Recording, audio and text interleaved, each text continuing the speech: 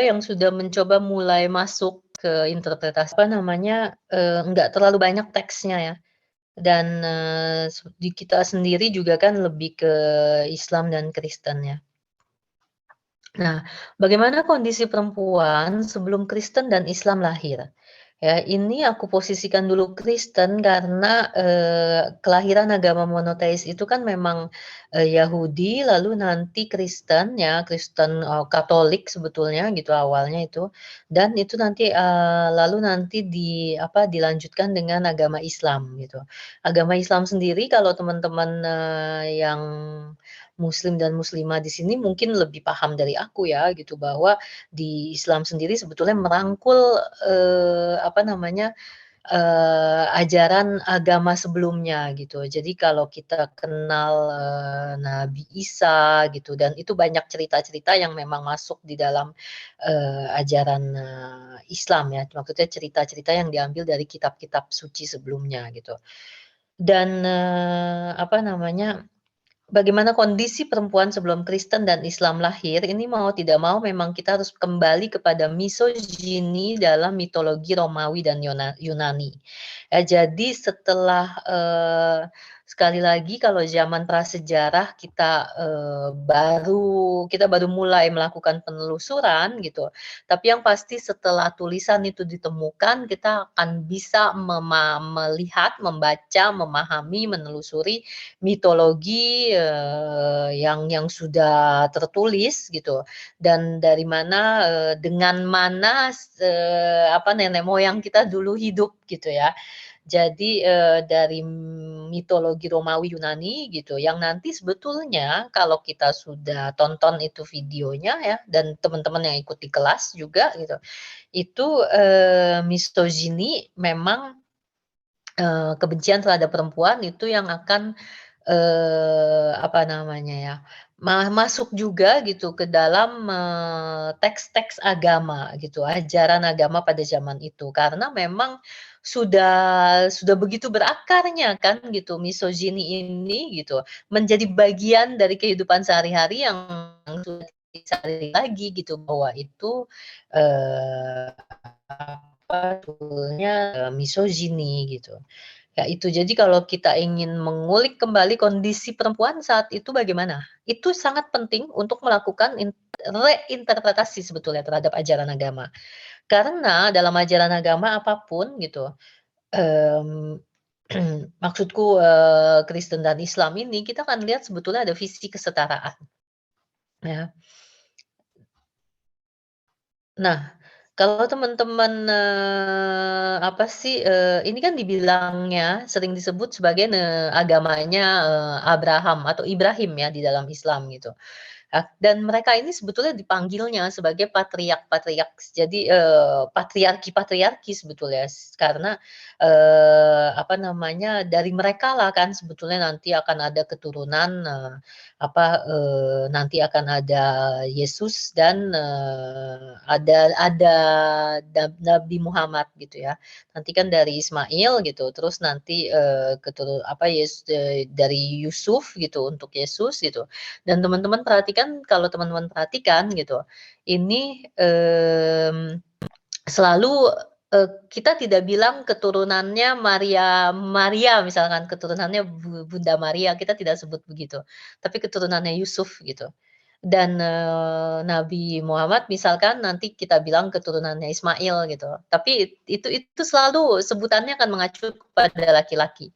Dan itu memang bagaimana, kita yang penting di sini adalah, mungkin untuk melakukan, reinterpretasi, bukannya mungkin ya, tapi memang untuk melakukan reinterpretasi feminis terhadap ajaran agama, betul-betul, otak kita harus harus terbuka dulu, maksudnya, juga untuk menerima gitu, untuk menerima bahwa interpretasinya kemungkinan akan misalkan akan bertentangan dengan apa yang sudah kita pelajari gitu, akan, apa namanya, karena betul-betul, butuh pemikiran secara apa, pemikiran yang baru ya untuk melihatnya secara, apa sih, dengan perspektif yang baru gitu, dengan mata yang bukan lagi,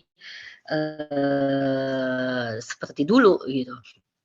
Ya pasti ada, sekali lagi agama itu, misalkan kita beragama Kristen gitu, kita harus melihat, persoalannya juga kan ketika kita beragama, kita ada kecenderungan untuk, menganggap bahwa agama kita lah yang paling benar gitu dan kita akan sulit memahami juga gitu. Seperti misalnya kita akan sulit memahami bagaimana orang Katolik, orang Kristen bisa melihat Yesus itu sebagai anak Allah gitu, kebayang nggak sih gitu? Ya bahwa Tuhan itu, punya anak gitu. Ya bagaimana di dalam, agama kalau kalau kita bukan, iman dalam, untuk, percaya kepada ajaran Kristen gitu, itu akan sulit sekali menerima bahwa, Tuhan nantinya akan terbagi menjadi 3 gitu, itu kan sulit gitu. Apalagi nanti di agama Islam sendiri gitu, itu kan dijelaskan ya di dalam, kitab suci, di dalam Quran gitu, itu akan ada penjelasannya dan apalagi kalau kita tahu juga kemarin itu di Misogyny dalam wacana ilmiah kalau tidak salah, bahwa yang memberikan istilah trinitas ya, trinitas bahwa ada 3 ketigaan yang esa itu gitu, itu juga bukan, Yesus sendiri yang bilang bahwa saya adalah, eee, bahwa saya adalah, Tuhan, tapi dalam, postur anak gitu, itu kan sulit untuk dipahami istilahnya gitu ya. Tapi kita kita, ketika kita berusaha untuk membongkar ini eee, pada akhirnya kita harus, menyerahkan kepada iman kita masing-masing gitu. Karena, memang memang ini sesuatu yang apa sih, banyak orang kan yang bilang juga, kalau misalkan para peneliti, para pakar, ilmuwan gitu ya, ilmuwati gitu, ini nggak ada ya istilah ilmuwati gitu, kita ciptakan saja sendiri gitu. Nah, itu, mungkin kebanyakan, tidak percaya akan adanya Tuhan gitu. Belum tentu gitu kan, karena kita tahu juga bahwa banyak, filsuf Islam, filsuf Kristen gitu kan, mmm, apa, jadi itu sesuatu yang di luar, mungkin melampaui pemikiran kita secara, akal ya gitu dan itu kita serahkan sama yang kita percayai lah gitu ya, entah kita percayanya sama siapa gitu. Karena kan, kita juga ini nanti debat yang tidak ada habisnya antara yang ateis dengan yang religius kan. Karena, yang ketika kita berpikir bahwa yang religius itu yang paling benar gitu, sementara yang tidak religius itu adalah yang sesat gitu. Ini sesat, dalam pemikiran seperti apa gitu. Ya ini yang sulit gitu karena kayak misalkan filsafat, ateis itu kan juga justru karena tidak adanya Tuhan gitu. Mereka percaya bahwa manusia bertanggung jawab atas hidupnya dan hidup orang lain gitu. Justru karena Tuhan tidak ada, kita tidak bisa menyerahkan kepada Tuhan, kita bertanggung jawab, atas diri kita sendiri dan atas diri orang lain karena kita hidup di dalam masyarakat gitu. Nah itu ya, yang penting adalah di sini kembali kemari ini akan kita harus juga mungkin bisa berlapang hati dulu untuk melihat bahwa bagaimana nih agama yang mungkin kita percayai selama ini, agama yang kita pegang selama ini bahwa ternyata memang tidak ramah ya terhadap perempuan gitu, pengajarannya gitu. Tapi untuk sebelum kita akan membongkar itu, karena memang sekali lagi harus melihat konteksnya. Konteks ketika, agama itu sendiri lahir gitu, bagaimana masyarakat pada saat itu memperlakukan perempuan sebetulnya. Ya, karena pada hari itu kan dalam sebuah unit keluarga, ini, Zara kalau ada teman-teman yang masuk, Zara bisa tolong terimain gitu ya, Ra, ya? Tolong dimasukkan ya. Iya, oke, Kak. Makasih ya, Ra. Nah, dalam sebuah unit keluarga, ayah adalah pembuat aturan yang absolut dan tidak terbantahkan. Ia dapat saja menjual istri atau anak-anak perempuannya untuk ditukarkan selayaknya budak. Jadi pada hari itu, itulah yang terjadi gitu. Itu yang terjadi di mana-mana gitu. Ya sekalipun nanti kalau kita sudah belajar ya sejarah, prasejarah patriarki itu gitu, bahwa di satu dan 2 tempat itu tentu akan masih ada yang apa namanya, di mana perempuan itu memegang, peran dan posisi penting gitu. Karena sekali lagi, perkembangan, masyarakat itu seperti semak belukar. Jadi enggak satu peradaban mati total, habis dan tidak ada lagi gitu. Ya, tapi ada peradaban yang satu, lalu peradaban yang satu lagi sudah masuk gitu sebetulnya. Jadi kayak semak belukar, apa itu namanya, eee aduh apa sih itu namanya kalau nyundul, ya itu dia nyundul. Nah ini dan kita sudah lihat juga ya bahwa di dalam, ajaran agama itu, perempuan-perempuan mandul ini akan menjadi, fokus gitu, dan penting dan dia akan ini perempuan-perempuan mandul tapi percaya pada Tuhan yang akan diberikan anak gitu. Ya jadi seperti sebagai, istilahnya apa ya, kayak sebagai, imbalan atas kepatuhannya, atas ketundukannya kepada Tuhan gitu. Ya tapi perhatikan di sini bahwa perempuan itu harus punya anak gitu. Ya ini kan memang melanggengkan, mencerminkan situasi pada pada saat itu gitu kan. Bahwa memang perempuan tugasnya salah satunya ibu gitu. Yang utamanya itu dibuat, untuk menjadi ibu. Dan ini perhatikan ini Ibrahim dan, Sarah ini kan, kita kenal Hajar ya. Yang, jadi waktu itu sudah sangat tua ya, Abraham juga sudah sangat tua, nanti Sarah akan memberikan budaknya, Hajar, yang akan nanti melahirkan, anaknya Ismail. Tapi ini kebayang nggak sih, jadi, ya diberikan gitu, diberikan karena dia budaknya dan tidak punya hak untuk menolak karena dia budak gitu. Jadi sekali lagi ada perempuan Perempuan adalah, objeknya laki-laki ya, inferior gitu. Tapi ya bahwa, perempuan juga bisa punya budak gitu. Nah jadi ini isu kelas gitu, yang pertama kali muncul, sebetulnya di zaman Neolitik itu, ya, zaman batu baru gitu. Nah ini kalau di lukisan-lukisan ini akan sangat terlihat bahwa Hajar itu sangat-sangat belia gitu ya. Dan ini yang paling, lukisan yang paling, buatku, apa sih, sangat, apa sih, bukan meresahkan tetapi kayaknya ngenes aja gitu ya. Jadi ngebayangin nggak sih masih sangat sangat muda gitu. Tapi kita harus ingat juga pada saat itu gitu, ketika perempuan sudah menstruasi ya dia sudah dianggap, akan dipersiapkan untuk, memasuki perkawinan kan gitu. Karena dianggap sudah siap untuk bereproduksi, sudah bisa punya anak, karena itu saja, itu terus gitu fokusnya gitu. Nah, perempuan sebagai milik laki-laki dan milik si anak-anak laki-laki dari si laki-laki itu. Jadi, laki-laki akan punya banyak istri ya pada zaman itu seperti Raja Salomo itu kan 700-an istrinya gitu kan. Nantinya si anak laki-laki itu bisa memiliki si selir-selir ini istri-istrinya gitu karena nanti akan jadi semacam warisan. Nah, jadi, dan apalagi selir-selir istri-istri itu kan biasanya juga muda gitu ya. Dan ketika si laki-laki ini punya anak, anak-anaknya nanti juga, bayangkan saja si laki-lakinya menikah usia berapa. Anggap saja waktu itu remaja kan ketika sudah menikah berarti kan, kalau kita hitung-hitung gitu nanti, anaknya akan sangat mungkin tetap sangat karena selirnya akan selalu selir-selir muda gitu kan. Jadi si anak laki-laki yang usianya 30 misalkan, itu masih akan sangat mungkin mendapatkan selir ayahnya yang berumur, belasan juga gitu.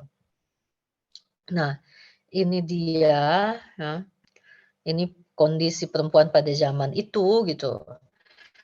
Secara umum ya, karena nanti bahwa ada perempuan-perempuan yang maju, yang apa, dan itu yang dibilang sama François Poulenc de la Barre, kita akhirnya mengenakan istilah perempuan hebat. Padahal istilah perempuan hebat berarti pengecualian. Karena kalau kita mau betul-betul menciptakan kesetaraan antara perempuan dan laki-laki gitu, yang kita inginkan kan bukan perempuan hebat menjadi pengecualian kan, justru yang kita inginkan adalah perempuan dan laki-laki sama-sama bisa berkarya, sama-sama bisa maju gitu. Karena ini seorang laki-laki dapat menikah dengan hingga 100 perempuan, para istri akan menjadi warisan bila suaminya meninggal. Akibatnya anak-anak laki-laki dari almarhum suaminya dapat memilih untuk mengawini mereka kecuali ibu kandungnya. Dan ini nanti sampai kedatangan Nabi Muhammad ya, ketika Nabi Muhammad menerima wahyu dari malaikat Jibril itu kan masih ini ya. Ini lucu juga ya, nama akan berbeda-beda ya. Di Prancis kita bilangnya Gabriel gitu. Nanti kita nyebutnya Gabriel, lalu kita ada Jibril kalau nggak salah ya. Nanti pokoknya kalau aku salah, teman-teman tolong ketik aja itu, jadi supaya saya juga belajar kembali nama-namanya ya. Nah, oleh karena itu kan dikenal dengan nama, di negara-negara Arab waktu itu ya, masyarakat Arab, kita kenalnya istilah perkawinan al-mukti. Nah, anak-anak tersebut memiliki hak juga untuk mengurung si para istri ini sehingga mereka memiliki harta yang dapat dipertukarkan dengan kebebasan. Anak-anak dapat menikahkan mereka dengan laki-laki lain nantinya. Jadi selir-selir ayahnya ini, bahkan yang dinikahi ya, jadi istri-istri gitu, akan dinikahkan dengan yang laki-laki lain dan si anak laki-lakinya ini akan mendapatkan mas kawin, gitu. Karena itu memang betul-betul dianggap, warisan. Jadi ketika ayahnya meninggal, istri-istri ayahnya itu, almarhum ayahnya adalah warisan gitu. Jadi si perempuan nggak punya hak atas diri kita waktu itu sama sekali gitu. Dan jadi mas kawin dibayarkan pada saat itu dengan harga senilai beberapa ekor unta ataupun kuda gitu. Nah, ada juga perkawinan mut'ah, kenikmatan, jadi perkawinan yang bersifat sementara untuk waktu tertentu tanpa tujuan mempunyai anak. Istri tidak mendapatkan hak apapun dalam perkawinan ini. Ada perkawinan al-istibdah, perkawinan seorang perempuan yang diizinkan suaminya senggama dengan laki-laki lain sekalian untuk mendapatkan dia, itu sebetulnya feminis Islam itu akan mencatat begitu banyak perkawinan, jenis-jenis perkawinan di masyarakat Arab pada saat itu, yang sangat-sangat merugikan perempuan. Nah, dan, repudiation itu talak ya. Jadi,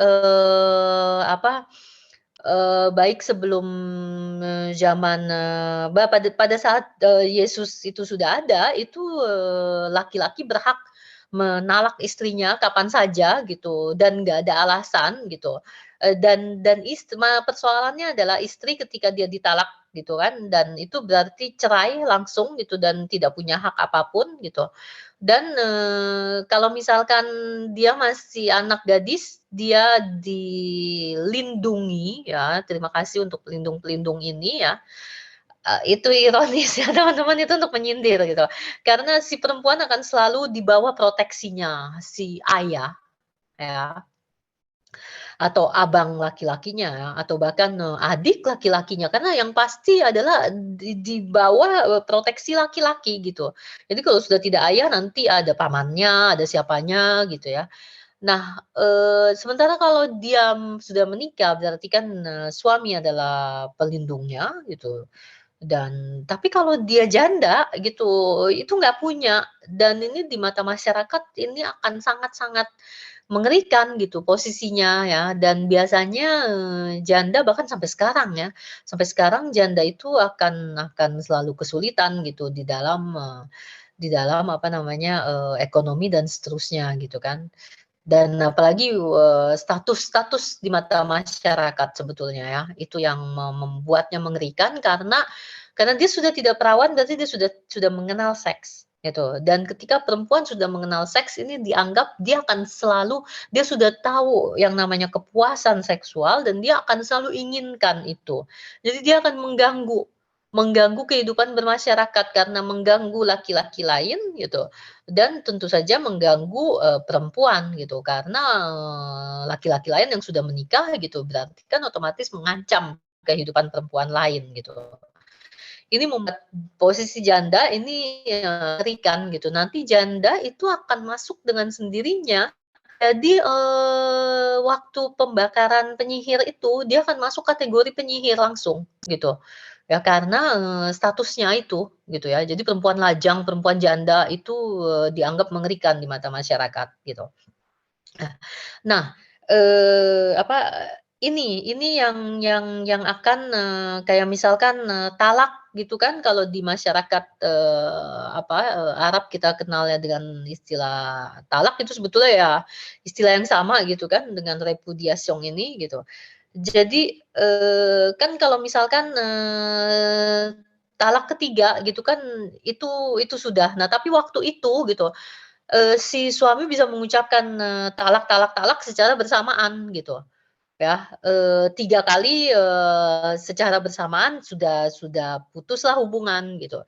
Jadi nanti mengapa ini menjadi penting melihat kondisi ini, karena nanti Yesus dan, Nabi Isa dan Nabi Muhammad ya, itu akan, apa, justru untuk melihat visi kesetaraan mereka itu gitu, bahwa saat itu sebetulnya untuk melindungi perempuan, karena itu dikeluarkan, apa namanya istilahnya, apa itu namanya, ya sabda semacam itulah gitu ya, ini justru seperti misalkan setelah itu di Islam, nanti akan ada talak pertama dan talak kedua gitu, itu tujuannya untuk melindungi si perempuan sebetulnya, supaya laki-laki nggak segampang itu gitu ya.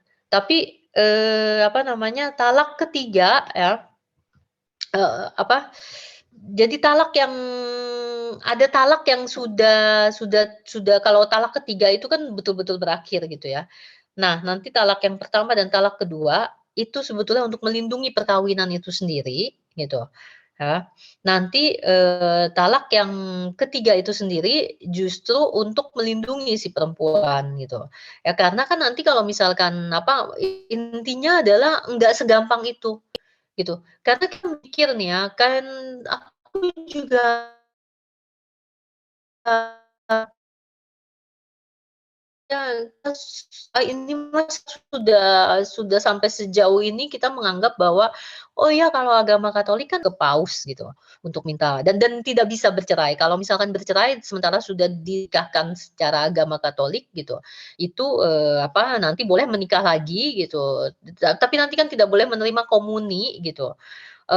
Dan kalaupun menikah lagi ya berarti kan tidak boleh di gereja Katolik gitu dan ini ya, apa, di hadapan jemaat lain gitu, di hadapan umat ini ya sangat negatif gitu ya. Di bahkan di Kristen sendiri juga seperti itu gitu. Gereja yang bersangkutan itu tidak mau menerima pernikahan kedua biasanya.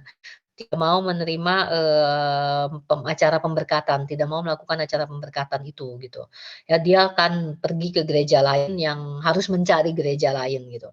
Istilahnya adalah di Indonesia kita selalu mengidentikan kalau Islam, lebih gampang untuk bercerai, gitu. Padahal kan tidak, gitu. Karena, apa, nabi sendiri kan melindungi, perkawinan itu gitu kan. Perkawinan itu dan melindungi si perempuan sendiri, supaya nggak segampangnya seenak-enak jidat si laki-laki menceraikan kapan saja dia mau dan tidak seenak-enaknya juga habis itu, apa, bisa apa namanya, kayak misalkan hak-haknya, apa gitu setelah setelah bercerai ataupun, pada saat jadi banyak sekali kekacauan pada saat itu ya gitu. Seperti misalkan ketika pada saat masa iddah gitu kan, itu kan tidak dilindungi dulunya gitu. Ya nah itu yang harus lihat pada akhirnya gitu. Apa sih yang diinginkan, visinya apa sebetulnya oleh para tokoh-tokoh ini gitu. Ya karena, Yesus sendiri ketika akhirnya dia akan bilang bahwa, apa yang sudah dipersatukan Tuhan tidak boleh diceraikan oleh manusia. Ketika dia mengatakan itu gitu, ya itu karena memang laki-laki pada zaman itu menceraikan seenak-enaknya gitu. Tapi pada akhirnya kan menjadi sulit. Ini yang teman-teman yang sudah ikut kelas berkali-kali sudah mungkin masih ingat ya, ketika kita bilang bahwa misogyni itu berevolusi, bertransformasi gitu. Kebencian terhadap perempuan itu selalu bertransformasi. Jadi ada orang-orang yang berpikiran, progresif ya, dan berpikiran maju, terbuka, dan akan berusaha untuk memberikan, kembali hak-hak perempuan gitu, memberikan kembali karena sebetulnya bukan bukan dengan baik hati memberikan hak-hak perempuan ya, karena perempuan punya haknya sebagai subjek gitu, tapi hak kita direbut kan gitu. Nah, ada orang-orang yang berpikiran progresif gitu dan akan memperjuangkan kesetaraan, memperjuangkan, hak-hak perempuan ini gitu. Tetapi nantinya akan selalu ada, selama selama dasarnya masih patriarki, masih misogyni gitu kan, itu, akan selalu diubah lagi bentuknya ke dalam bentuk yang lain. Seperti misalnya sangat sulit bagi perempuan korban KDRT sekalipun untuk bercerai secara, kalau dia Kristen ya, gitu. Kenapa? Karena dibilangnya kan Yesus tidak mengizinkan perceraian. Itu adalah salib yang harus dipikul oleh si perempuan itu seperti Yesus memikul salibnya gitu. Jadi ada selalu interpretasi yang gaib gitu ya,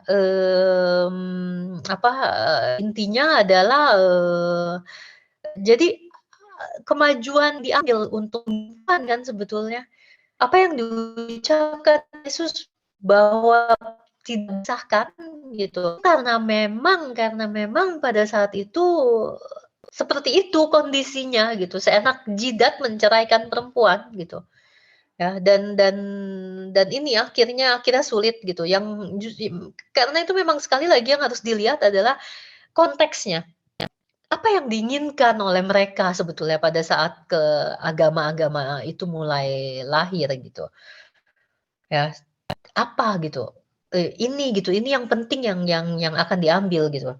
Nah nanti kita kita akan lihat bahwa salah satu tokoh feminis Islam itu menyebutkan bahwa mengatakan bahwa Islam adalah agama yang dinamis gitu. Nah, jadi maksudnya agama yang dinamis di sini, kita harus melihat konteksnya pada saat itu, dengan begitu kita akan mengetahui tujuan Nabi Muhammad gitu. Dengan mengetahui tujuan Nabi Muhammad, kita akan bisa melanjutkan tujuan itu gitu. Dan menyesuaikan dengan konteks hari ini gitu. Ya itu, ya nanti kita akan lihat itu ya. Nah, kalau kita kembali kepada kondisi perempuan pada zaman itu, ya, ini adalah darah sebagai noda perempuan, ya. Perempuan dianggap sebagai makhluk yang najis, gitu. Ya, kita nyebutnya seperti itu kan, dan ketika kita menyebutkan kata najis, kita sulit gitu. Padahal sebetulnya kata ini sangat banyak ditemukan di kitab suci. Ya, karena perempuan sendiri dianggap najis gitu dengan darahnya, darah menstruasinya. Ya dan, ini maaf ya saya sudah banyak kalimat Perancisnya di sini. Intinya adalah, jadi ini seorang pakar sejarah yang bernama Albert Samuel, ya, ini dia akan melihat di dalam berbagai masyarakat, di dalam, sivilisasi ya, sivilisasiong itu Yunani, Sigan, Yoruba, Valasha itu, perempuan itu tidak boleh menyusui, tidak boleh melakukan hubungan seksual, tidak boleh memasak gitu, karena dianggap bisa mengkontaminasi dengan darahnya itu. Ya terus, intinya ada, di Yunani ataupun di, Mazda itu, itu juga kelompok agama tertentu sebetulnya waktu itu ya. Jadi, bahkan di agama Hindu juga gitu, itu perempuan bahkan tidak boleh jarang ada di dalam rumah mandi gitu setelah menstruasi. Jadi darah perempuan itu kotor. Nah, terus nanti, apa namanya, nanti ada yang namanya di di kitab yang namanya, Imamat itu di kitab, di Alkitab ya, itu juga nanti ada masalah akan mengatur masalah ini. Jadi diambil kembali gitu, apa yang sudah menjadi tradisi pada saat masyarakat pada saat itu, gitu. Ya bahwa si perempuan itu akan najis selama 7 hari, gitu. Ya, dia tidak suci gitu selama 7 hari itu gitu, dia bernoda istilahnya gitu dan tidak boleh apapun yang dia sentuh itu akan menjadi bernoda gitu. Dan di dalam Islam ini sebetulnya, apa namanya, ini nanti, teman-teman silakan koreksi ya. Karena, sebetulnya dikatakan bahwa lebih kepada hadis, bahwa si perempuan secara, keagamaan itu inferior dibandingkan laki-laki gitu, karena dia tidak boleh, sholat dan tidak boleh, berpuasa selama, menstruasi. Nah, tapi yang harus kita perhatikan di sini, mengapa sih kitab suci ini terus mengambil, teks-teks lama gitu. Karena sekali lagi di Islam sendiri disebutkan bahwa, mengakui keberadaan ajaran-ajaran agama lain itu, gitu. Dan di kitab suci Kristen itu jelas, itu mengacu kepada, Taurat gitu. Ya, nah ini nanti akan ada proses purifikasi. Jadi di agama Yahudi itu sampai harus mandi, betul-betul yang apa sih, nanti di beberapa tempat gitu ya, jadi ada yang mandi susu lah gitu, ada yang pokoknya yang intinya bisa bisa betul-betul mengembalikan, kemurnian mereka gitu. Dan pokoknya ini betul-betul harus, apa namanya, orang Yahudi itu biasanya mereka mandi, perempuan mandi lama gitu ya, mandinya harus betul-betul bersih gitu. Terus nanti, ada ritual jalannya juga setelah keluar dari kamar mandi itu dari tempat untuk mandinya gitu. Ya dia harus bagaimana, jari-jarinya itu harus, agak-agak direnggangkan, matanya tertutup gitu. Terus, harus, mengucapkan, doa-doa tertentu gitu. Nah, perempuan yang habis melahirkan itu tidak boleh masuk ke dalam komunitas gitu, ya sampai masa pentahirannya itu ya, jadi 40 hari biasanya gitu kan. Nah nanti selama 40 hari setelah melahirkan gitu, dia akan datang ke gereja, akan masuk ke gereja. Nah, si pastor itu akan mencari dia di, luar gereja. Jadi nggak boleh masuk ke dalam sebelum, dibawa oleh, si pastornya sendiri untuk diberkatin gitu. Ya, dan ini biasanya akan bersamaan dengan hari pembaptisan anaknya, gitu. Dan kalau misalkan, dia masih pendarahan gitu, itu nggak boleh masuk, ya. Dan ini yang terjadi gitu ya sampai, apa sih namanya, sampai abad keberapa itu yang masih terjadi gitu. Dan hari ini di beberapa gereja juga masih dipraktikkan tentu saja gitu, apa, dan, ada yang akhirnya, bukan lagi proses namanya dikenal dengan proses relevai ini. Ya, tetapi, jadi 40 hari gitu kan. Tapi juga sekarang apa sih namanya, ini juga untuk pemberkatan dia sebagai ibu gitu. Karena itu tadi bahwa penting-penting bagi perempuan untuk menjadi ibu gitu, karena nanti ada hari pemberkatannya gitu. Ya, bersamaan dengan hari, pembaptisan si anak gitu. Jadi, ini juga kan, ini kalau kalau kita lihat itu sulitnya, bagaimana sulitnya perempuan keluar dari peran ini gitu. Ini foto-fotonya yang zaman dulu gitu. Karena memang ya itu sekali lagi gereja sendiri melanggengkan itu semua gitu. Dan ini, tradisi ini kalau teman-teman perhatikan itu ada di kitab sucinya, di Alkitab itu di Imamat 12 dan di Lukas 2 ya. Jadi, ini ya kita baca aja deh. Nah,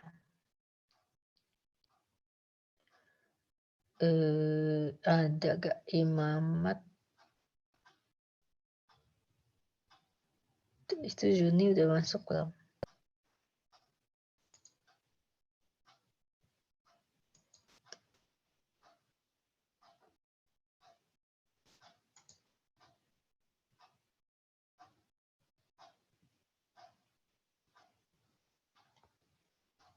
Ini. Tuhan berfirman kepada Musa, "Katakanlah kepada orang Israel, apabila seorang perempuan bersalin dan melahirkan anak laki-laki, maka najislah ia selama 7 hari." Ini sepertinya aku tuliskan, sebentar.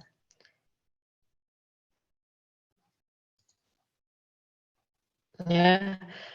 Maka najislah ia selama 7 hari, selanjutnya 33 hari lamanya perempuan itu harus tinggal menantikan pentahiran dari darah nifas. Tidak boleh ia kena kepada sesuatu apapun yang kudus dan tidak boleh ia masuk ke tempat kudus sampai sudah genap hari-hari pentahirannya. Tetapi jika melahirkan, maka ia selama 2 minggu dan selama 66 hari lamanya. Jadi kalau melahirkan anak perempuan, najis si perempuan ini, gitu. Kebayang nggak sih gitu kan? Nah, dan itu pula sebabnya pada akhirnya nanti kan sebagian masyarakat itu akan malu menerima anak perempuan, bahkan ada yang langsung membunuh anaknya setelah mengetahui istrinya melahirkan anak perempuan. Dalam masyarakat Arab, 3 suku yang terkenal membunuh bayi perempuan karena takut dan malu adalah Tamim, Rabia, dan Kinda.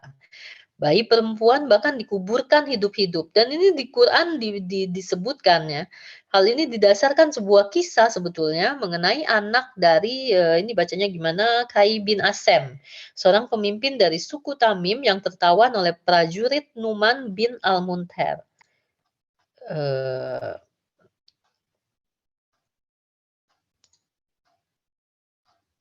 Ini, karena waktu itu, ya, si anak perempuan itu memiliki kesempatan untuk memilih antara suaminya dan orang yang telah menawannya, lalu ia akan memilih yang terakhir.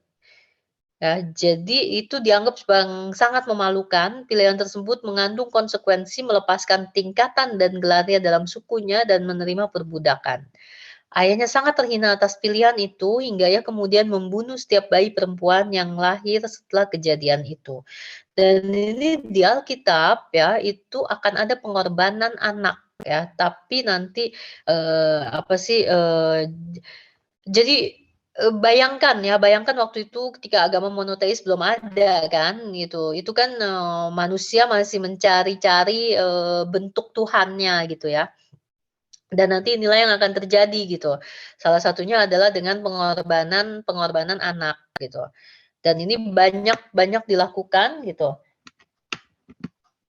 Dan nanti, ketika Islam datang, Kristen Kristen datang ini juga sudah akan dihapuskan ya, tapi di Arab itu nanti akan dihapuskan dengan, oleh Nabi Muhammad itu ya. Nah, sekarang kita lihat dulu ini, apa ini, Yesus ya. Sekarang ya Yesus datang, nah kan, eee kayak Yesus gitu ya, kita panggilnya Yesus dan, orang Perancis tentu saja itu bahasa Perancisnya Jesu gitu ya. Tapi kan nanti di Inggris dipanggilnya lain lagi gitu. Nah di Islam sendiri kita panggilnya kan dengan Nabi Isa gitu ya. Nah, eee, ini Yesus dan perempuannya.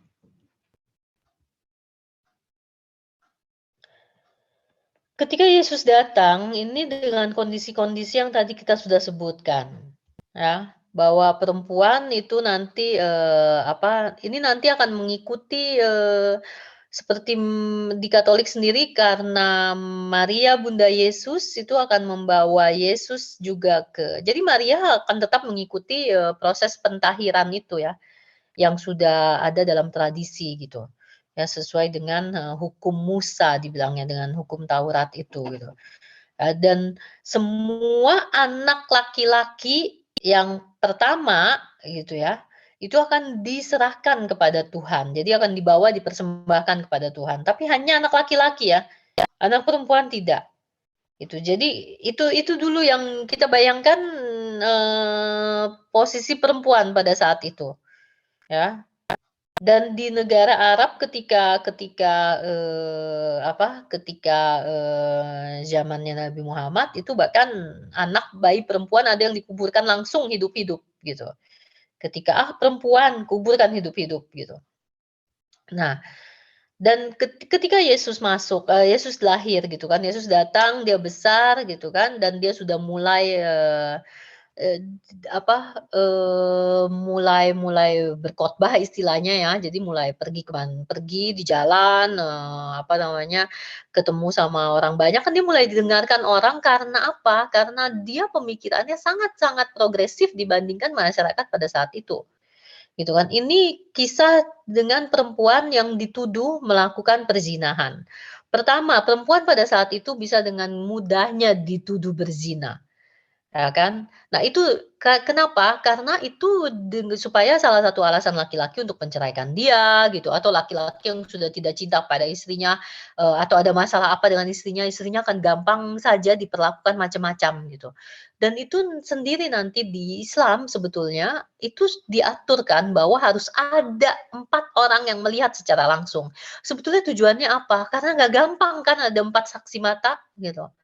Ya sebetulnya sekali lagi tujuannya apa gitu. Karena pada akhirnya iya tapi kenapa, misalkan, ya selalu perzinahan perempuan yang menjadi, seolah-olah luar biasa disorot gitu kan. Ketika laki-laki, ya sudah wajar saja laki-laki mah begitu gitu. Ya itu yang juga ini ya. Nah ini ketika kasusnya si perempuan ini berzina dan, orang-orang mau dia dengan batu gitu kan, itu kan lah istilahnya, kamu nggak lemparan gitu kan nanti siapa di antara kalian yang ada di sini yang tidak pernah melakukan batu gitu. Itu kan untuk apa sih, jadi dia nggak jawab, iya dan tidak, tapi dia selalu akan jawab dengan, membuat orang berpikir gitu. Ya ya, tapi kan semua manusia berdosa gitu istilahnya gitu kan, jadi tidak dilempari dengan batu gitu. Nah, ini perlindungan terhadap, perempuan ya gitu, itu kan kekerasan kan gitu. Nah, ini juga, ini si perempuan minta menyimpan untuk anaknya, gitu. Ya itu nanti, apa namanya, dan Yesus akan menerima itu gitu kan, bahwa, terjadilah seperti yang kamu inginkan gitu. Nah ini, nanti ini diperlihatkan bagaimana perempuan ini bersikeras ya, meminta, kesembuhan atas anaknya sampai dia akan menjawab dengan cerdas gitu, apa yang karena Yesus akan mengulur, dia akan mencoba untuk melihat, sejauh mana ini yang disampaikan ya, di khotbah-khotbah gitu, itu biasanya yang disampaikan adalah untuk melihat, sebesar mana iman si perempuan ini, gitu. Tetapi sebetulnya kita juga bisa melihat dari perspektif bahwa si perempuan ini bisa menjawab Yesus yang adalah laki-laki dengan kecerdasan yang sama. Karena Yesus kan akan selalu bawa dengan perumpamaan-perumpamaan. Jadi bukan proses berpikir imediat, bukan proses berpikir yang langsung gitu, yang gampang gitu, enggak. Dia akan dengan kata-katanya yang istilahnya kata-katanya yang bercabang lah ya, yang bisa yang membutuhkan, proses berpikir gitu untuk bisa paham gitu kan, seperti dia bilang apa sih, anjing makan remah-remahnya gitu. Ini ada Sally ini kalau ada Sally mungkin dia akan lebih hafal ayat Alkitabnya gitu ya. Nanti si si perempuannya istilahnya akan bilang bahwa, anjing pun juga makan remah-remah yang yang sudah dibuang tuannya itu loh, yang sudah nggak dimakan sama tuannya gitu. Ya itu jadi bagaimana si perempuan ini bisa menjawab gitu. Yang harus diperhatikan adalah pada saat itu, perempuan tidak diizinkan bicara di muka umum, apalagi menjawab laki-laki gitu. Tapi Yesus mengizinkan percakapan itu terjadi gitu. Yang kita lihat kan selalu bahwa dalam gambar-gambar misalkan, perempuan selalu dalam posisi tunduk gitu ya. Tetapi karena ini ilustrasi yang digambar oleh kebanyakan adalah oleh laki-laki juga gitu. Dan ini memang posisinya si perempuan pada saat itu gitu. Tetapi yang harus dilihat di sini adalah pertama bahwa Yesus berbicara kepada perempuan di muka umum.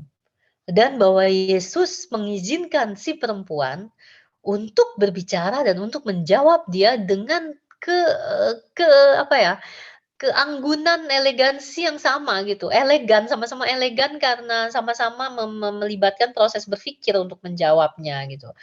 Ya bukan sekedar, percakapan biasa gitu.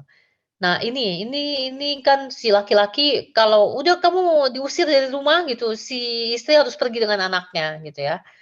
Karena, dibilangnya membawa nama ayah iya, tetapi kalau pisah ya tidak diurus gitu.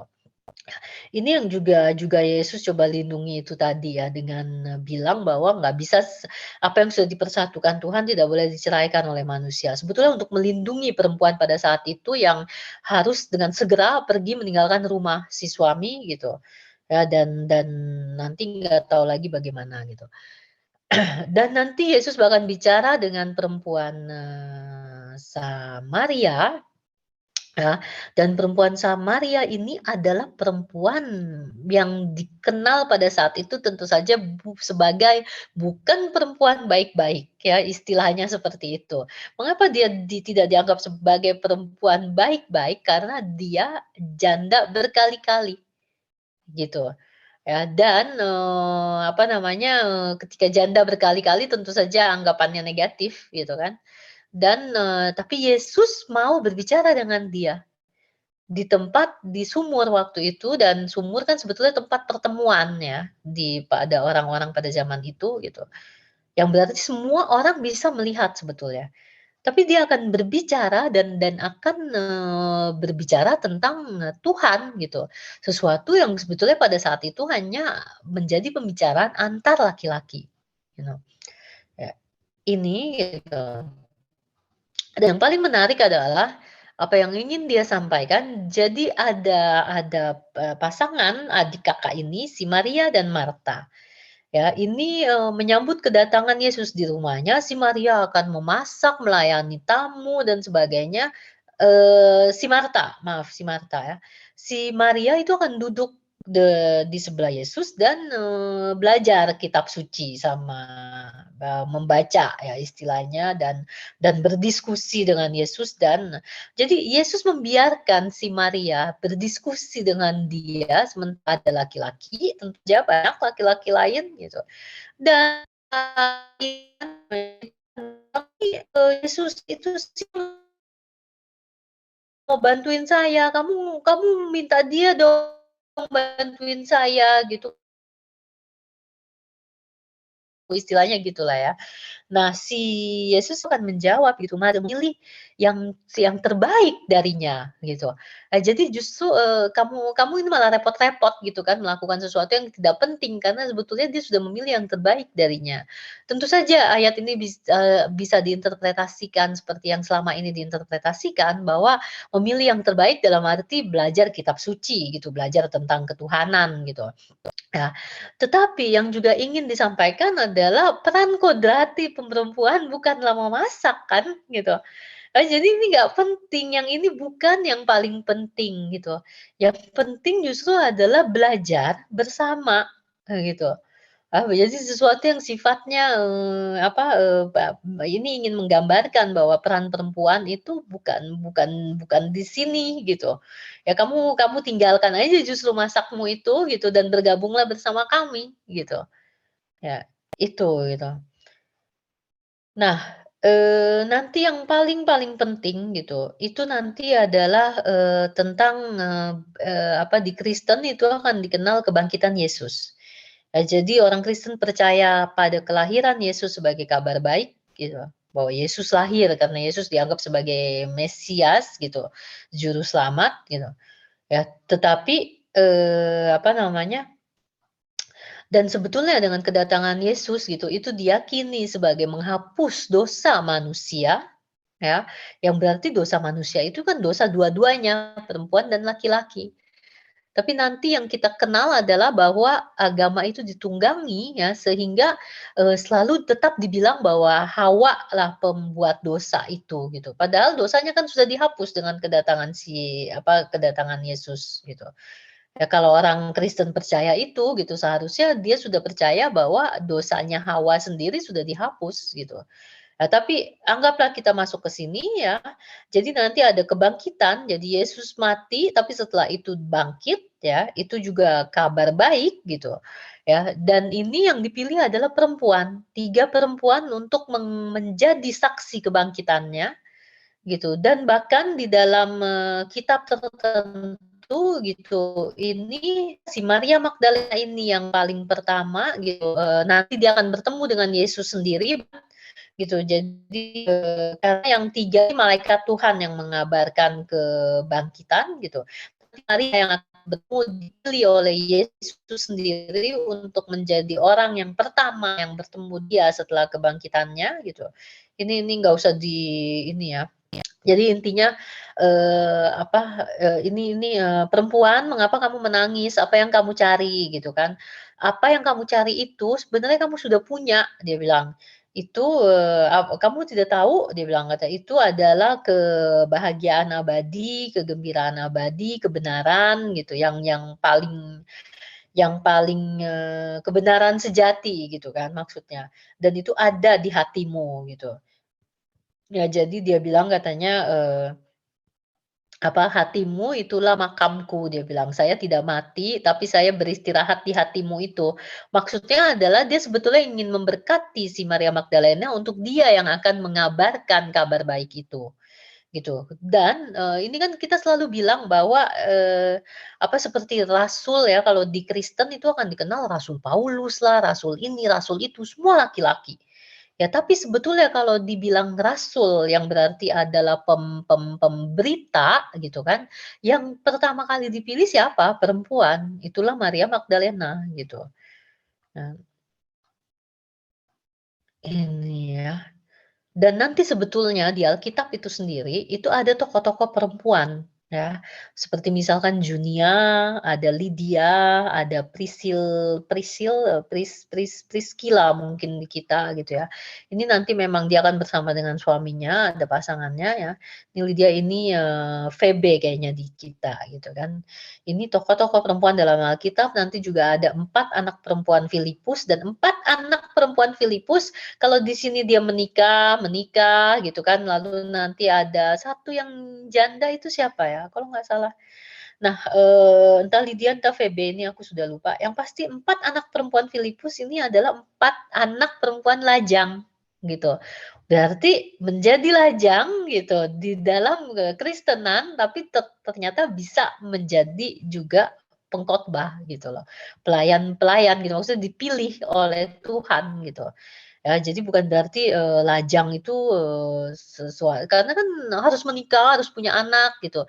Enggak, jadi kita harus lihat juga kalau di Kristen itu pada akhirnya nanti akan dibedakan antara perjanjian lama dengan perjanjian baru, gitu. Jadi di perjanjian baru inilah, yang akan terlihat bagaimana peran perempuan sebetulnya penting di dalam, pengajaran agama Kristen gitu.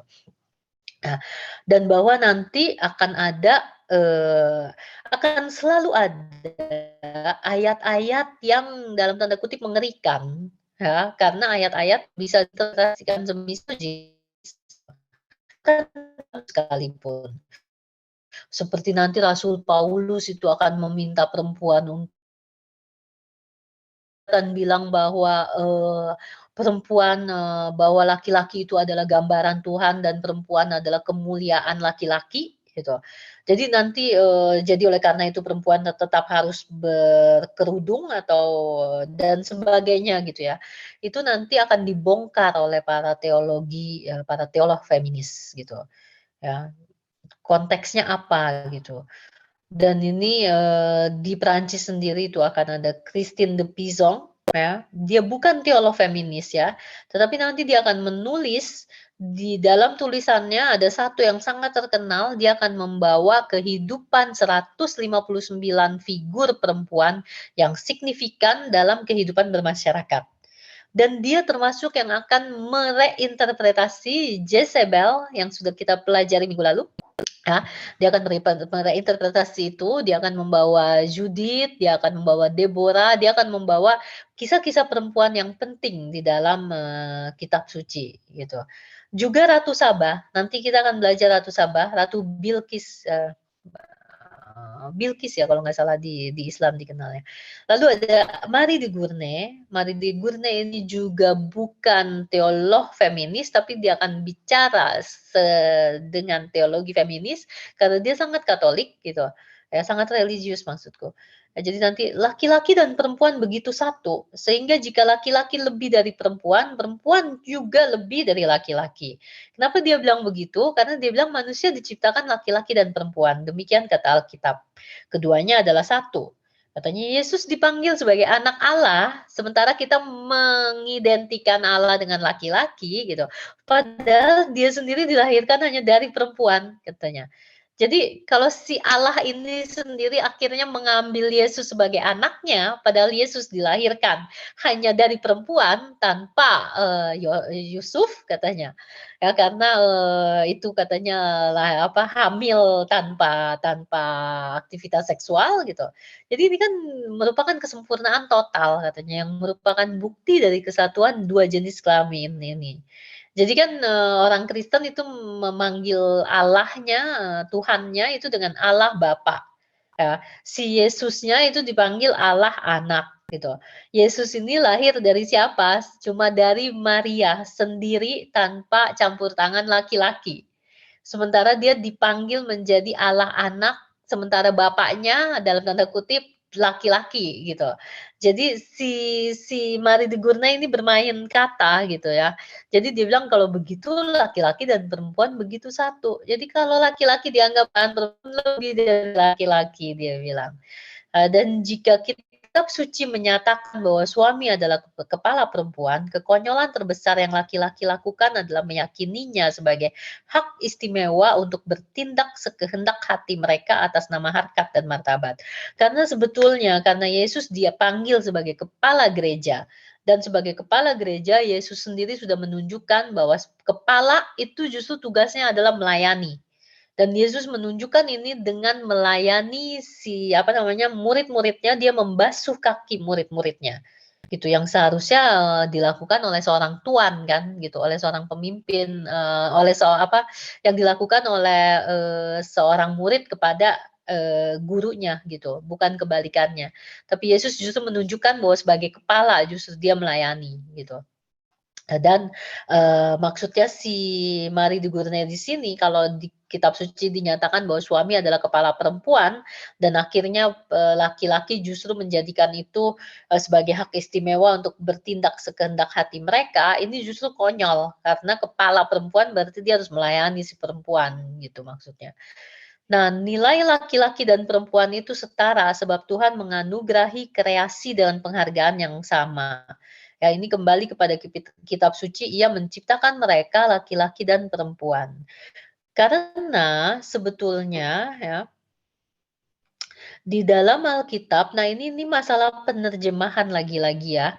Jadi di dalam Alkitab Prancis sendiri, Tuhan menciptakan manusia ya, dalam cara-cara tertentu yang serupa dengan, pokoknya dalam cara tertentu supaya betul-betul sama dengan rupanya, gitu ya. Dan apa supaya sama itu? Supaya sama itu adalah dia menciptakan laki-laki dan perempuan.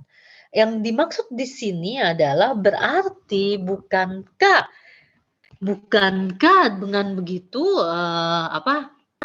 justru,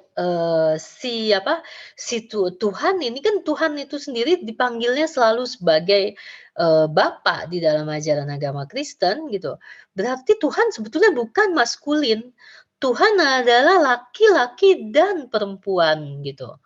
Ya, itu maksudnya maksudnya si Marie de Gournay ini gitu ya. Dan nanti, tentu saja ya teolog-teolog feminis itu, apa, eee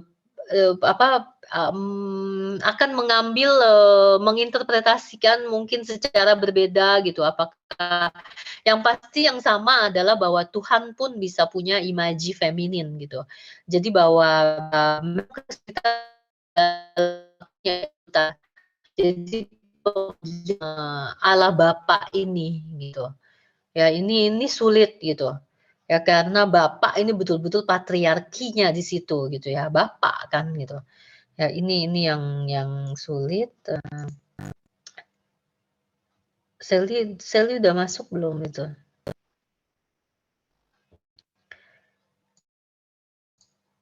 Oke terus,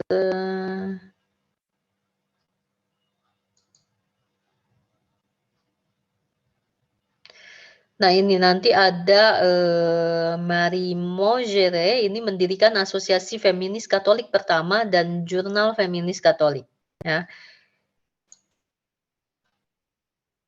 Ya intinya dia bilang waktunya sudah tiba, dia bilang maksudnya untuk, bahwa ini kita harus menyesuaikan sebetulnya dengan kebutuhan, dengan, kondisi masyarakat gitu. Ya bukan menghancurkan itu katanya, tetapi memodifikasi untuk kita harus mengadaptasi gitu, untuk menyesuaikan lah istilahnya ya. Seperti kita memodifikasi pakaian tertentu gitu, dengan perkembangan tubuh kita. Jadi kita nggak pakai kalau kita sudah semakin besar, semakin tinggi kan nggak pakai pakaian yang sama gitu maksudnya dia. Jadi intinya adalah kita harus harus melihat kembali ke interpretasi dari kitab suci gitu. Nah dia bilang. Dan dia akan mendefinisikan feminis sebagai, gerakan opini ya, gerakan opini yang, untuk memodifikasi kondisi eksistensi perempuan untuk memperbaiki, nasibnya katanya, nasib si perempuan ini dan meningkatkan, partisipasinya ya, aksinya itu partisipasinya dalam keluarga dan masyarakat. Ini yang dia definisikan sebagai feminis.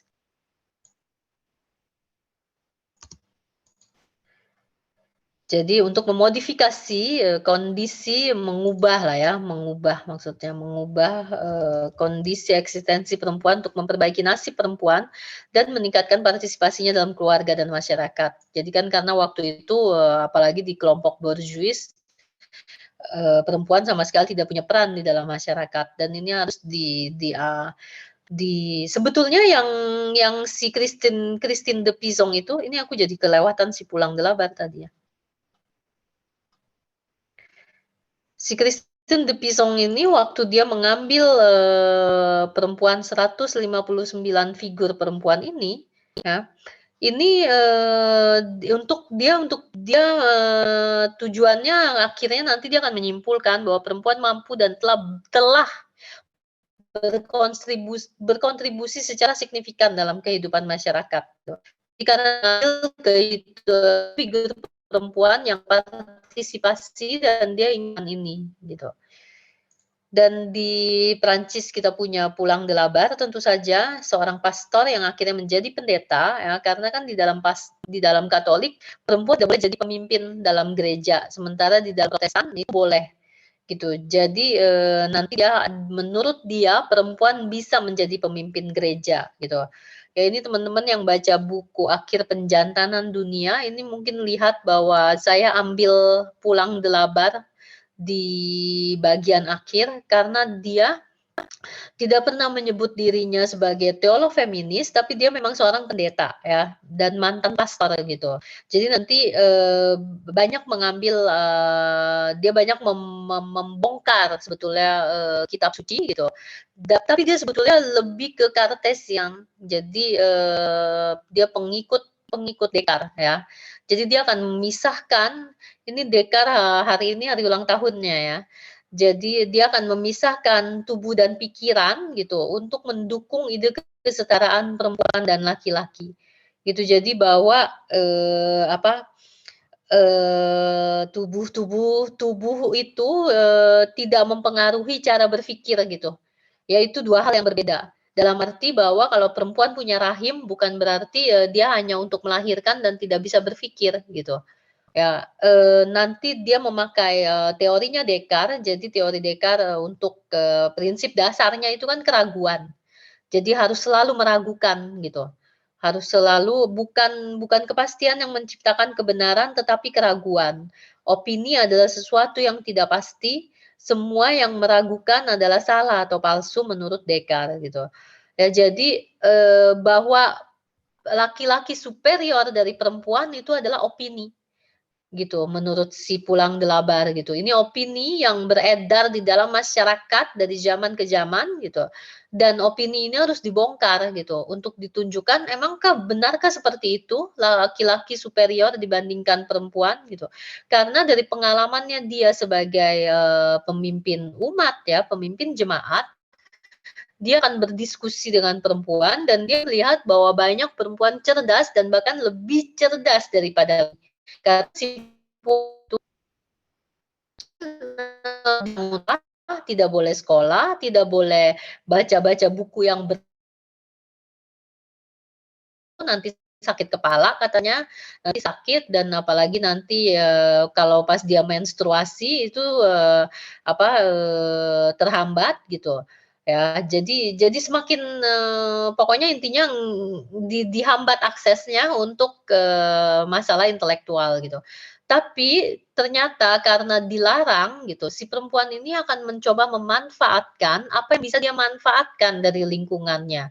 Seperti termasuk nanti Pulang Delabar itu akan menjelaskan dalam bukunya, termasuk perempuan misalkan akan mencoba mencuri-curi membaca, gitu loh, dari buku. Misalkan kan perempuan itu kan harus membereskan kamar gitu ya, membereskan ruangan, ruang tamu, ruang perpustakaan gitu ya,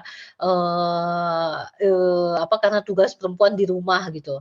Nah justru dia akan mencuri-curi waktu, mencuri-curi kesempatan untuk baca gitu. Dan justru karena itulah nanti kecerdasan dia akan lebih berkembang karena dia betul-betul mengoptimalkan justru, untuk mengoptimalkan melihat situasi, melihat keadaan gitu. Ya, dia akan lebih peka terhadap, sekitarnya karena memang justru kepekaan yang akan menghasilkan penalaran gitu.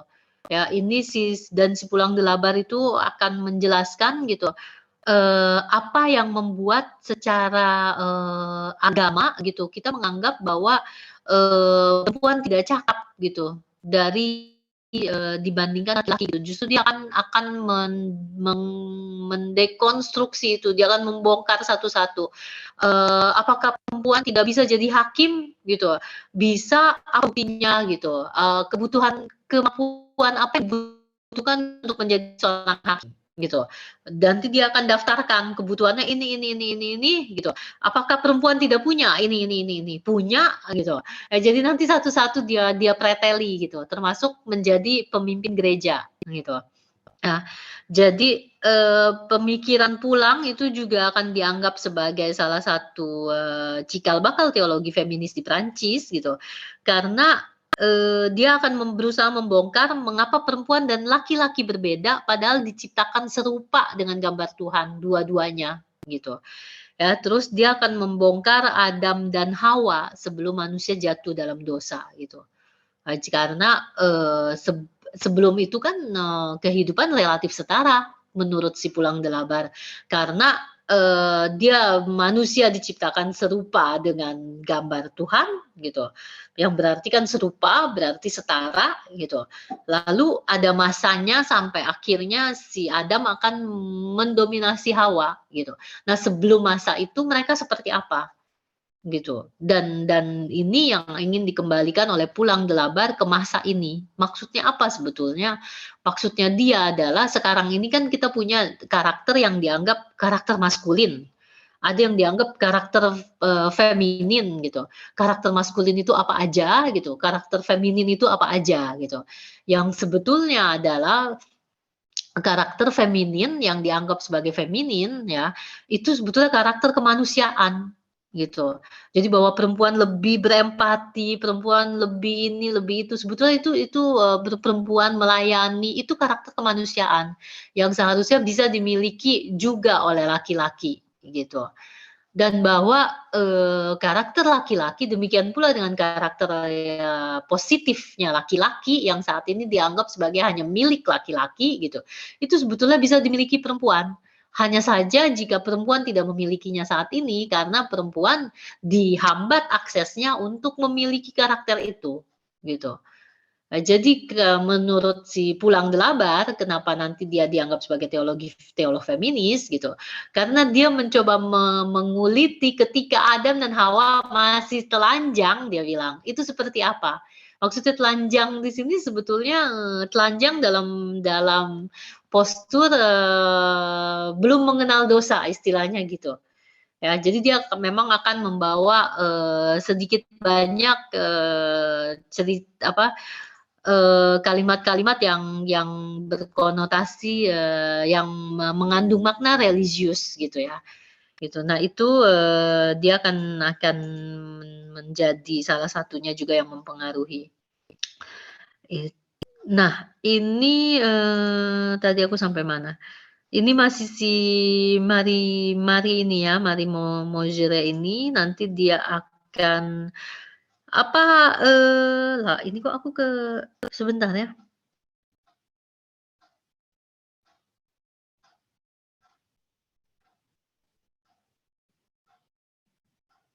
Ini kayaknya bukan dia.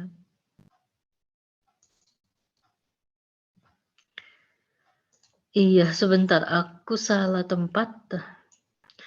Jadi sekarang di Prancis ada yang namanya, Komite Rock ya. Jadi, rok perempuan itu loh, pakaian kita. Jadi Komite Komite de la Jupe itu, jadi sekelompok perempuan itu, menggugat, jadi ini ya, Maria ya, maksudnya Maria, teman-teman sudah tahu ya, Maria itu diidentikan dengan perannya sebagai ibu, perempuan yang patuh, tunduk gitu, ibu ya, yang perempuan baik-baik istilahnya gitu. Ya, nah ini Maria yang tidak pernah Anda lihat, dia bilang ya. Maria itu seperti apa sebetulnya. Jadi dia akan mereka bongkar itu. Dinamakan Komite Rock itu. Kenapa? Karena dia sebetulnya jadi ada seorang kardinal, ya, jadi kardinal itu, udah kayak di atasnya uskup apa segala macam gitu ya. Jadi dipilihnya, ditabiskannya juga oleh paus gitu. Ini si kardinal ini, si Ondrej van Troa ini ya, satu kali ditanya tentang, di dalam sebuah wawancara dengan radio ya, tentang kemungkinan, perempuan untuk membaca Alkitab selama pada saat perayaan. Karena kan sekali lagi di Katolik peran perempuan sangat minim dianggapnya ya, nggak boleh masuk ke sana, nggak boleh masuk ke sini gitu. Nah, perempuan sebetulnya sudah boleh membaca Alkitab pada saat perayaan gitu. Tetapi di beberapa gereja Katolik peran ini masih sering dipertanyakan. Lalu terusnya si Ondrej van Troa ini diwawancarai gitu, "Gimana kalau menurut Anda?" Gitu kan. Terus dia bilang jawabannya gini, dia bilang katanya, "Ya sebetulnya yang paling sulit sih, kita mencari perempuan yang memang sudah terdidik, sudah terlatih, maksudnya yang punya kapasitas, yang punya kemampuan," dia bilang, ya. Jadi persoalannya bukan cuma bahwa dia pakai rok katanya. Jadi karena dia perempuan, karena dia pakai rok, terus nanti langsung kita pilih atas nama kesetaraan gitu. Nah, jadi dia bilang bukan karena dia pakai rok, tapi dia harus punya sesuatu di otaknya gitu, di kepalanya gitu. Jadi dianggap sebagai yang merendahkan perempuan kan, jadi seolah-olah, ya bukan cuma pakai rok aja, jadi kita langsung kita kita kita pilih gitu untuk jadi baca Alkitab gitu. Nah, itulah dari sinilah akhirnya dinamakan komite, JUP ini ya, komite rock itu gitu. Siapa yang menamakannya adalah ini ya, si Ansupa dan Christine Pedotti ini gitu. Dia bilang, musuh kita, itu memang sebetulnya adalah, Marxisme itu ya. Jadi, patriarki ya istilahnya gitu, superior, laki-laki dia bilang gitu. Terus, laki-laki itu sering banget dia bilang, dia bilang, karena dia bilang ideologi ini katanya karena hampir semuanya kan mempraktikkan gitu. Jadi udah nggak melihat lagi katanya, sebagai yang apa, dia bilang, sebagai yang bisa gitu dia bilang katanya. Sebentar ini kemana? Maksudnya melihatnya justru seperti biasa aja gitu, kayak kayak sudah dari sananya seperti itu, dia bilang gitu kan.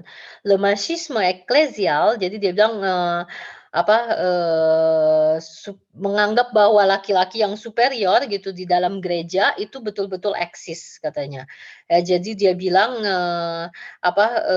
perempuan itu betul-betul posisinya direndahkan di dalam, kehidupan praktiknya di gereja gitu. Karena, laki-laki itu pada,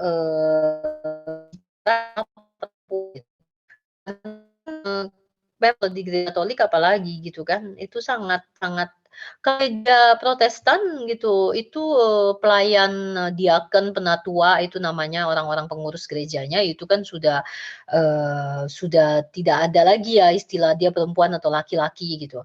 Tapi kan kalau di Katolik itu untuk masuk ke berpartisipasi dalam gereja itu memang memang sudah sangat sulit gitu ya, masih sangat sulit maksudku.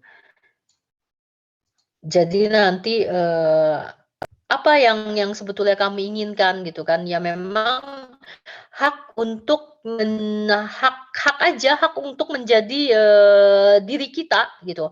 Diri kita sebagai perempuan katanya, yang setara dengan laki-laki yang punya kemampuan katanya untuk, memenuhi peran itu gitu ya, dan bahkan katanya, apa, yang sampai saat ini gitu peran-peran itu masih dimonopoli oleh si laki-laki itu sendiri, oleh si kelompok laki-laki gitu. Dan dibilang kan, "Kalian, tidak takut dicap, haus kekuasaan?" Terus dia bilang, "Touche," katanya. Jadi maksudnya, justru memang itu katanya. Jadi, kami memang menginginkan kekuasaan dan kami tidak malu dengan menginginkan kekuasaan itu. Karena di dalam kekristenan kekuasaan adalah pelayanan, dia bilang. Jadi dia bilang katanya, "Kenapa ketika, pelayanan ini identik dengan perempuan, dia menjadi sesuatu yang sifatnya memalukan." Gitu, menjadi sesuatu yang sifatnya rendah gitu. Tapi ketika si laki-laki yang memegang kekuasaan itu di dalam gereja seolah-olah, positif gitu kan. Dia bilang menariknya ya, mereka akan, meminta me me menjadi, sudah mendaftarkan diri untuk menjadi, kardinal gitu loh, padahal kan itu masih laki-laki gitu ya. Jadi mereka akan mendaftarkan diri untuk itu gitu. Itu sampai sampai sejauh itu gitu. Nah ini teman-teman perhatikan, saya ingin menunjukkan ini sebetulnya. Kelihatan nggak? Eee, jadi kan kalau dibilang, ini nanti ininya dengan jilbab ya, kita akan kaitannya dengan jilbab. Ini sebetulnya gereja Katolik, ya. Itu perempuan dan laki-laki dipisah loh zaman dulu.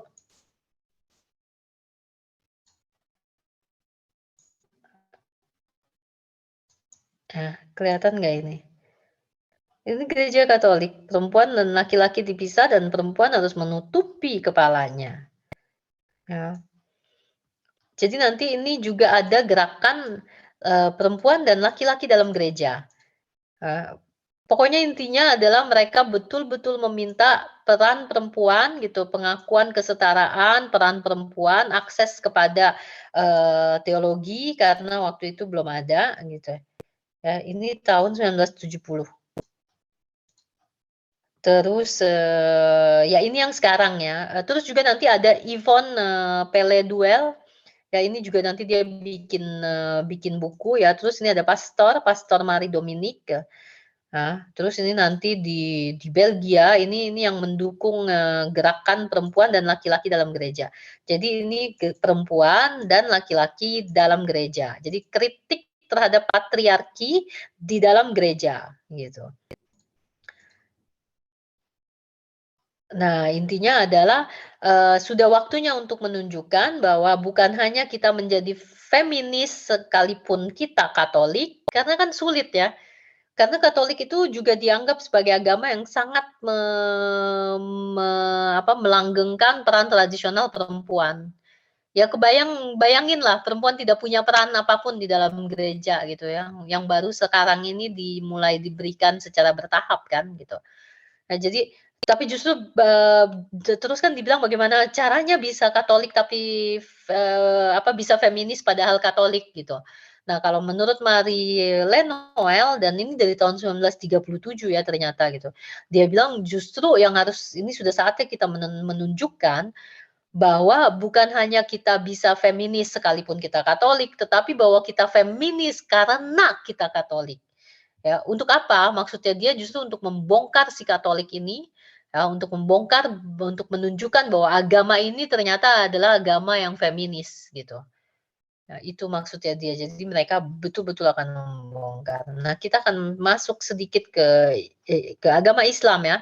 Islam dan kesetaraan laki-laki dan perempuan. Ya, ini maksudnya. Lalu, ini mungkin teman-teman ya di surat Al-Ahzab ya, jadi yang kan ini selalu dipanggil adalah, laki-laki muslim gitu kan, dan perempuan, laki-laki dan perempuan gitu, ya kepada ini kroayong, kroayong ini jadi ini untuk membedakan laki-laki perempuan. Jadi selalu laki-laki perempuan ya, yang percaya, perempuan yang percaya, laki-laki yang percaya, yang tunduk, yang bertakwa gitu kan. Ini semua gitu. Jadi, bahwa Tuhan sudah mempersiapkan kepadamu, ampun gitu kan dan, apa itu namanya, pahala gitu kan. Jadi kepada dua-duanya, laki-laki dan perempuan gitu. Ini yang akan diambil sebagai salah satu ayat utama dari, feminis Islam di Prancis gitu ya. Yang ingin aku perkenalkan sebetulnya kami punya 3 imam perempuan. Prancis bukan negara yang pertama, karena Prancis selalu terlambat sebagai yang pertama sebetulnya ya, eee, tapi sudah ada sekarang. Teman-teman yang mungkin berbahasa Prancis, teman-teman bisa melihat YouTube-nya ya, si Kahina ini ya. Jadi dia bikin, dan dia sedang dalam proyek, pembuatan Masjid Fatima.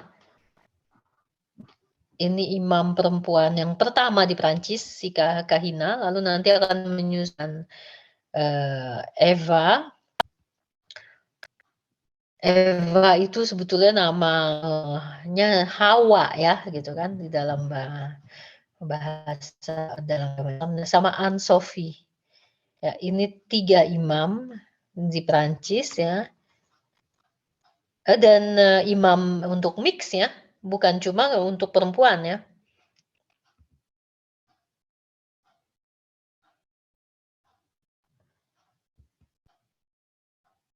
Dan perhatikan teman-teman di sini mereka tidak mengenakan jilbab.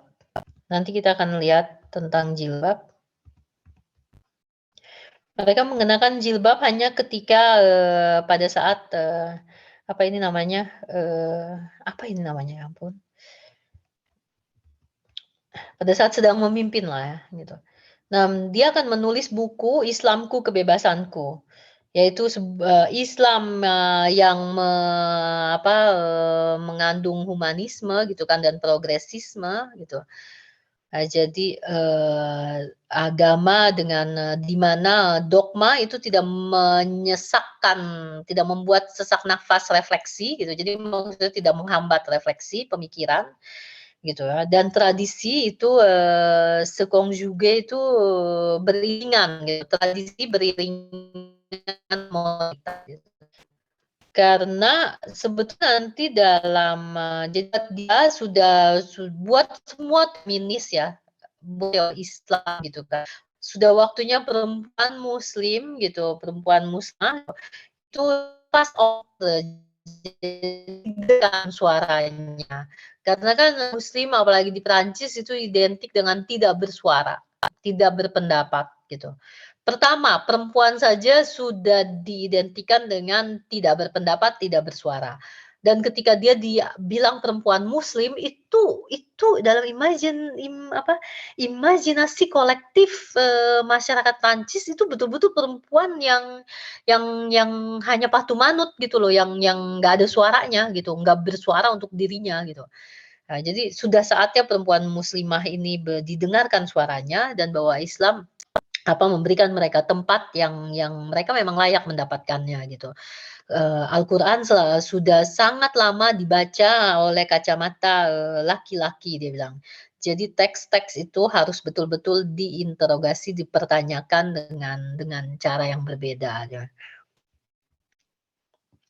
Jadi dia menginginkan transformasi Islam, sebuah transformasi Islam gitu, sebuah cara yang baru untuk berpikir tentang Islam gitu. Dan ini saya sangat suka dengan Asma Lamrabe ini ya. Jadi, kalau nggak salah dia dari Maroko, mmm, nanti aku cek lagi atau teman-teman silakan cek ya, Asma ini dari mana ya? Nah, tapi karena kan memang negara-negara bekas, ini loh, jadi nanti memang, bicara bahasa Prancis, jadi buku-bukunya ditulis juga dalam bahasa Prancis, jadi dia akan banyak dipanggil juga gitu, kok Asma di Prancis gitu. Iya, dia lahir di Maroko ya. Nah, ini bukunya banyak ya sebetulnya, bukan hanya ini. Jadi, yang pertama-tama itu memang nanti, Al-Quran dan Perempuan, sebuah pembacaan yang sebuah pembacaan pembebasan. Jadi bacaan yang membaca kembali tapi dengan cara yang membebaskan gitu. Jadi laki-laki, perempuan dan laki-laki dalam Al-Quran gitu, apa, eee, bagaimana kesetaraannya gitu. Ya terus, dia akan menulis petulisan dia yang terakhir itu yang menarik, sangat menarik itu nabi di dalam, agama Islam, jadi maksudnya Nabi Muhammad dan perempuan-perempuan dalam hidup, Nabi Muhammad. Aku yang menarik juga ya, Asma ini ya, dia itu, bapaknya sebetulnya seorang progresis, tapi dalam hal, relasi perempuan dan laki-laki sangat konservatif gitu. Yang ini bikin dia bertanya-tanya gitu waktu dia masih kecil. Lalu nanti dia akan kalau nggak salah dia kuliah di Perancis ya. Aduh ini lupa inget. Dia kuliah apa ya, enggak ya, dia nggak kuliah di Perancis, tapi nanti dia akan belajar, teologi Katolik yang membebaskan. Yang akan membuat dia menginterogasi agamanya sendiri gitu. Ini menarik buatku karena yang buku pertama yang aku baca mungkin aku sudah bilang berkali-kali ya, itu Asma Barlas, buku tentang feminisme Islam gitu. Tapi nanti aku akan lebih suka Fatima Mernissi ya, mungkin teman-teman juga sudah baca kali ya, itu. Bukan lebih suka sih, tapi menurutku Fatima Mernissi itu betul-betul dia dia sangat berani ya, aku mengagumi keberaniannya sih gitu. Tapi kalau untuk interpretasi feminis, Asma Barlas itu tetap punya sesuatu yang sangat berkesan untuk saya ya, karena dia yang membawa saya mengenal feminisme sebetulnya. Nah ini nanti, Asma, Lomrabe ini akan, menulis buku tentang perempuan-perempuan di dalam kehidupannya Nabi Muhammad yang sangat penting kan, yang aku rasa teman-teman yang, muslim dan muslimah di sini, sudah paham gitu kan bahwa, seperti misalkan Nabi, hanya satu kan istrinya yang apa, yang dia nikahi dalam kondisi perawan gitu, yang lainnya tidak gitu. Khadijah itu berapa tahun itu lebih tua dari beliau gitu kan. Justru ini kan untuk bahwa ketika ketika patriarki itu menjebak perempuan di dalam 3 peran kan. Gitu, perawan, ibu, dan pelacur gitu. Tapi lihat bahwa, Nabi Muhammad tidak melakukan glorifikasi terhadap keperawanan gitu. Tapi yang kita lihat selalu, ya Nabi sendiri berpoligami gitu. Lalu, orang-orang akan berpoligami, dengan alasan itu tanpa memahami konteks, mengapa, waktu itu berpoligami gitu kan.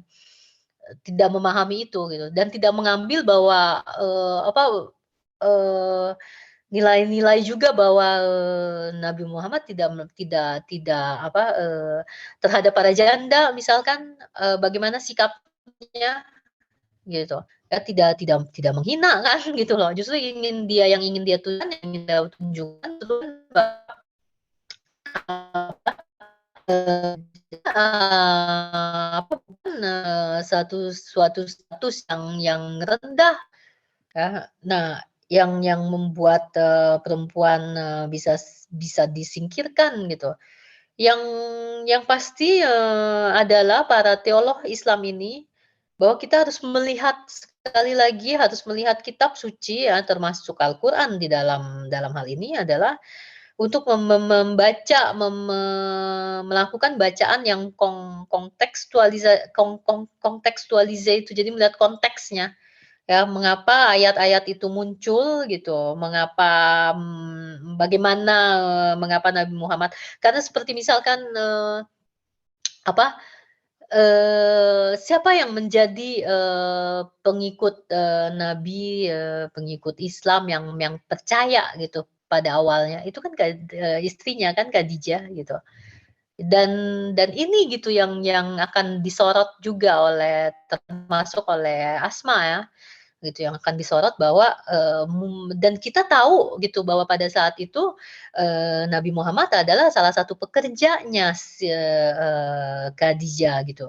Dan nanti Khadijah, akan menawarkan pernikahan kepada, Nabi Muhammad gitu. Ya dan tanpa Khadijah dan, siapa itu pamannya atau sepupunya ya? Islam mungkin, tidak berkembang gitu, karena Khadijah kan, perempuan pengusaha, punya kekuasaan gitu, ya. Dan kita harus ingat bahwa setelah kematian Khadijah, itu Nabi Muhammad ditolak kan gitu, sampai nanti dia akan menemukan, kampung lain istilahnya.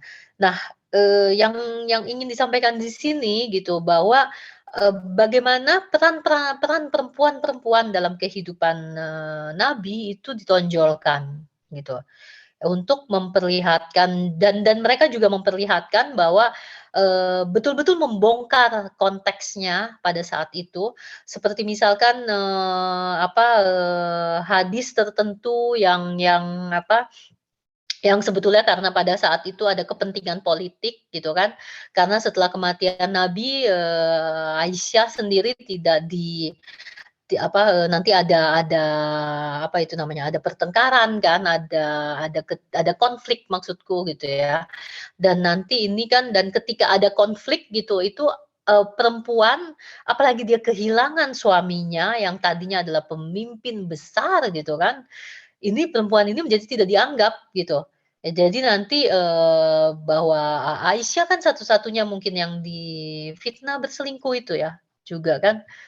Kalau nggak salah ya. Nah ini, itu yang dibongkar oleh para teolog-teolog feminis, teolog-teolog Islam ini gitu ya. dan bagaimana mereka sebetulnya, berkontribusi, terhadap perkembangan, agama Islam gitu. Dan, bagaimana membaca kembali ayat-ayat tertentu yang memang terkesan, misoginis gitu, membaca dalam konteks, masyarakat pada saat itu seperti yang tadi kita lihat bahwa, sebelum kedatangan Nabi, perempuan itu sendiri dijadikan sebagai warisan. Perempuannya dijadikan warisan, tetapi setelah Nabi gitu kan, itu, perempuan akan mendapatkan warisan. Tapi kan kita berfokus kepada, "Iya, tapi warisannya setengah dari laki-laki," gitu, ya. Nah, ini dia yang menjadi penting adalah bagaimana menyesuaikan gitu, bagaimana melanjutkan visi kesetaraan ini. Karena apa ya, karena misogyni itu sudah sangat-sangat berakar gitu, ya kita jangan mengkritik bahwa, "Iya tapi Yesus di antara, 12 murid-muridnya tidak ada perempuan," gitu. Tapi bisakah dan bahwa, Nabi hanya memberikan setengah warisan gitu, menurut sabda yang dia dapatkan gitu. Ya, bahwa Islam hanya memberikan setengah warisan, kepada perempuan gitu. Jangan fokus kepada itunya gitu. Karena apapun yang biar bagaimanapun, masyarakatnya sangat-sangat patriarkis pada zaman itu gitu. Bisa nggak kita bayangkan sesuatu yang lain gitu, bahwa, mungkin tidak bisa, melakukan, betul-betul, apa karena harus menyesuaikan juga dengan konteks masyarakat pada saat itu, mungkin justru tidak akan bisa masuk dengan mudah kalau langsung diberikan misalkan yang tadinya tidak punya hak sama sekali dan bahkan dijadikan objek yang diwariskan gitu, lalu justru diberikan, penuh misalkan, kita kita bayangkan hal-hal semacam itu gitu. Yang perlu dibongkar pada akhirnya kalau kita, pertama ya, mau beriman ataupun tidak beriman gitu, ini mungkin teman-teman, bisa jadi tidak setuju pada saya gitu ya, karena, buat saya mau beriman tidak beriman itu adalah hak dan kebebasan masing-masing, apapun jenis kelamin kita. Ya, tapi bahwa pada akhirnya ketika kita beriman tuh, apa, sekarang mau tafsirnya sebetulnya ketika kita bongkar, sebetulnya ada visi kesetaraan di dalam setiap ajaran agama gitu. Itu yang harus dilihat sebetulnya, gitu. Nah, ini Fatima Mernis ya. Aku rasa bukunya kita sudah terjemahkan ya di dalam bahasa Indonesia. Nah, ini dia akan, jauh lebih, tajam kritiknya gitu, karena dia melihat bahwa diskriminasi, terhadap perempuan di dalam masyarakat Islam itu adalah fabrikasi, jadi dibentuk di pabrik gitu, maksudnya dibuat oleh laki-laki gitu. Jadi diskriminasi terhadap perempuan, ya, le fondement religieux itu jadi fondasi, religius itu sendiri, ya pada saat awal kemunculan Islam katanya. Yang yang dijadikan sebagai dasar dari diskriminasi terhadap, perempuan katanya, di dalam masyarakat Islam gitu, di dalam, iya ya masyarakat Islam ya, bisa kita bilang begitu ya. Dan itu sebetulnya adalah hasil pemfabrikan dari, laki-laki gitu. Sebagai hasil dari dari pertarungan kekuasaan antara kaum reformis dan kaum konservator pada saat itu, maksudnya pada saat itu ya, dan juga dikendalikan juga oleh masalah ekonomi pada saat itu gitu. Ya, dan, yang ingin dia tunjukkan juga adalah bagaimana perempuan itu sebetulnya justru mengambil peran aktif di dalam debat-debat politik dan ideologi dan, militer pada saat itu, gitu. Itu yang ingin dia tunjukkan, gitu. Dan nanti dia dengan beragam bukunya yang sudah mendapatkan banyak penghargaan itu ya, Fatima Mernissi. Nah, kalau teman-teman perhatikan, mengapa dari tadi nih bahkan imam perempuan aja ya, termasuk akhirnya Asma Lamrabe itu akan melepaskan jilbabnya, ya. Ada apa gitu, ada apa dengan jilbab gitu, bahwa, itu ada pandangannya si Asma Barlas ya, sebentar ya.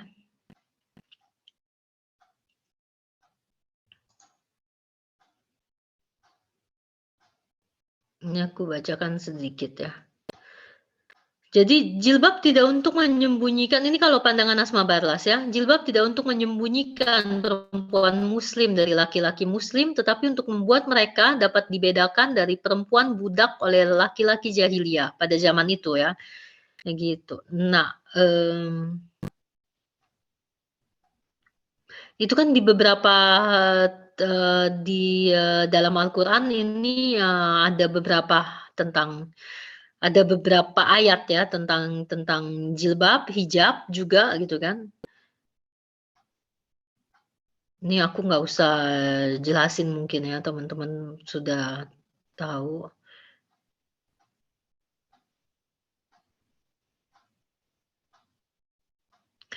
Hai Nabi, katakan pada istri-istrimu, anak-anak perempuanmu dan istri-istri ini aku ingin menjelaskan apa di sini? Ini beberapa perbedaan kata itu juga yang aku rasa kita punya Bapak Nasaruddin, siapa itu? Bapak Nasaruddin, ampun itu nama-nama sudah lupa.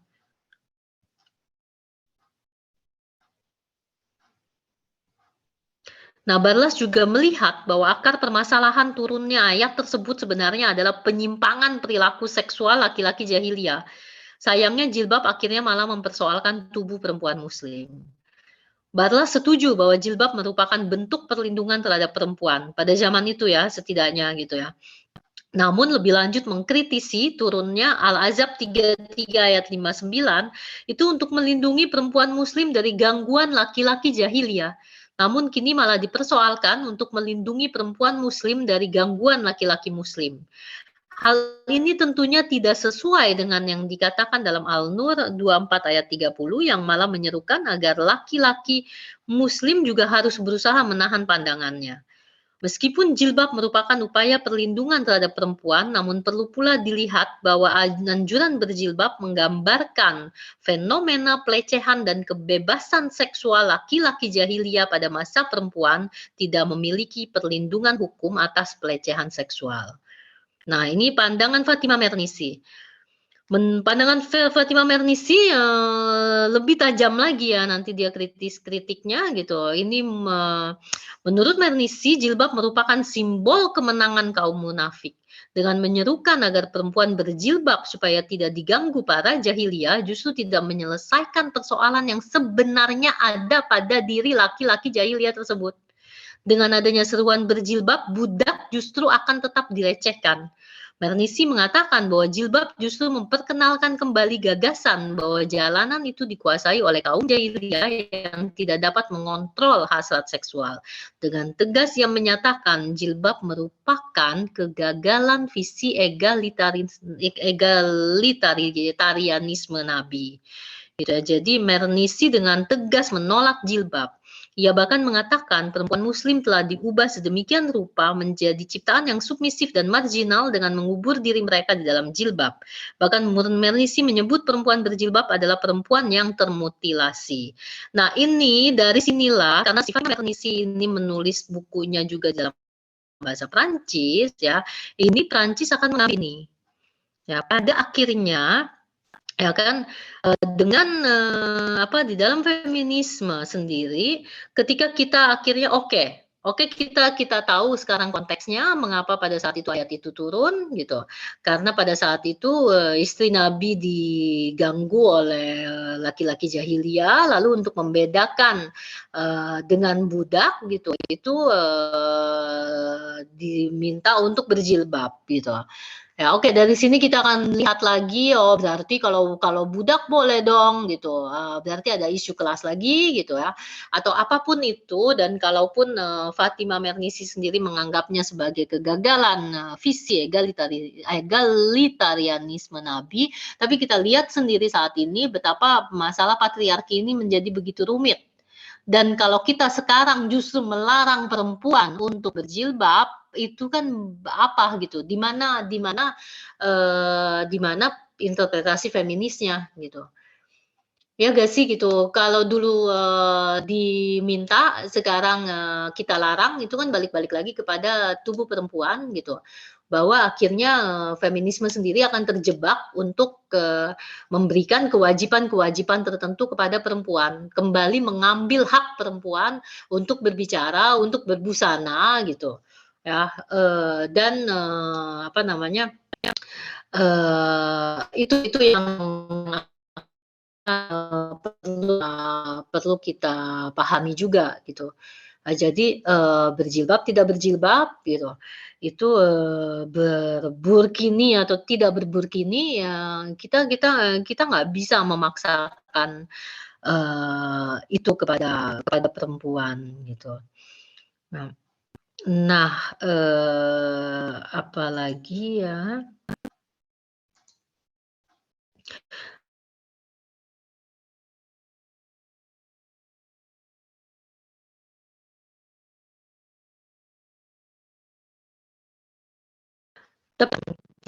Kan nanti, apa, mungkin ada pandangan-pandangan yang sangat radikal yang pasti adalah menurut saya, kita pribadi, apa, intinya adalah, tidak ada yang bisa memaksakan kita untuk, mempercayai sesuatu gitu.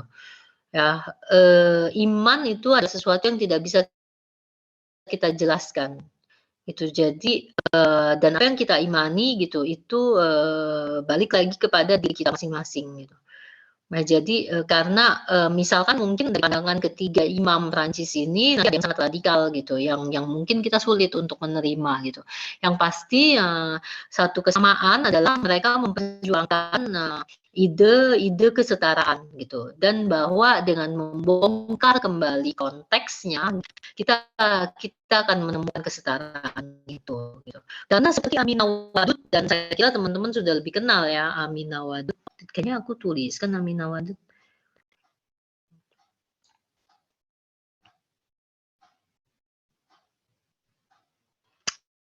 Aminah Wadud tetap akan menjaga jilbabnya, ya, akan mengenakan maksudku,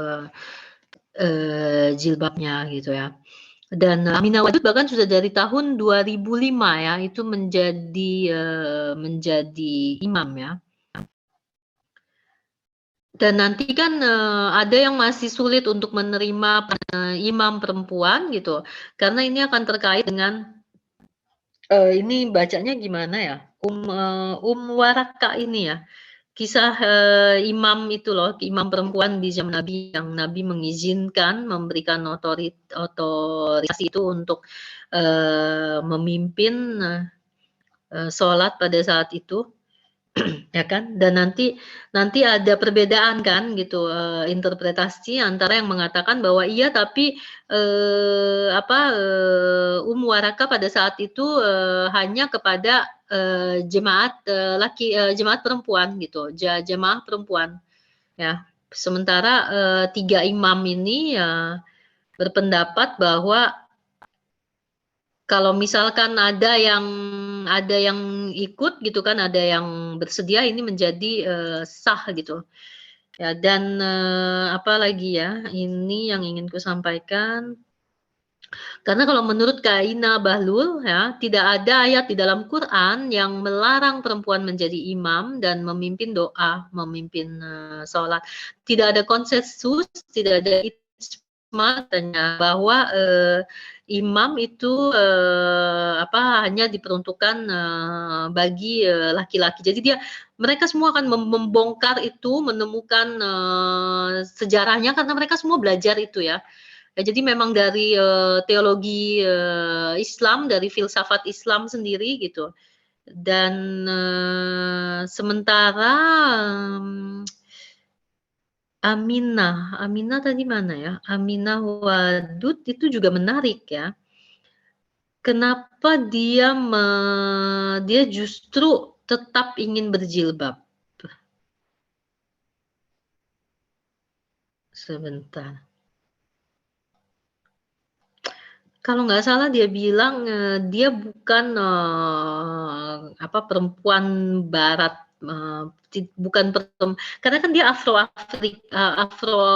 Amerikan ya. Tapi dia bilang dia nggak ingin jadi perempuan oksidental, modern. Jadi dia bilang dia nggak mau jadi, perempuan patriarki katanya. Tapi yang dia inginkan adalah perempuan, muslim yang modern gitu. Jadi kalau saya mengenakan, hijab ini katanya, itu bukan tanda opresi, ini adalah pilihan saya, dia bilang. Karena saya memilih untuk menunjukkan diri saya sebagai, muslimah modern, bukan, perempuan barat modern. Itu, Aminah Wadud. Terus, ya Prancis bukan yang pertama punya imam, karena sudah ada Sherin Khankan ini, gimana bacanya ini ya, ini di Denmark, ya. Jadi dia juga menulis buku Perempuan Adalah Masa Depan Islam, dia membangun Masjid Maryam, tapi, nanti dia hanya menjadi imam untuk sesama perempuan ya, untuk jamaah perempuan. Gitu, dan dia percaya bahwa teks, Al-Quran itu mengandung feminisme Islam yang melakukan transgresi gitu ya, mendobrak gitu, kanon yang, hukum-hukum konservatif itu gitu. Nanti di dalam Masjid Maryam itu sebetulnya ada 3.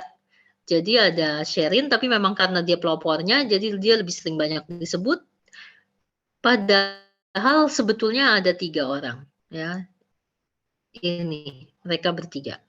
Dengan Salihah ini dan oleh karena itu, malah yang ketiga ini ya tidak disebutkan namanya ya.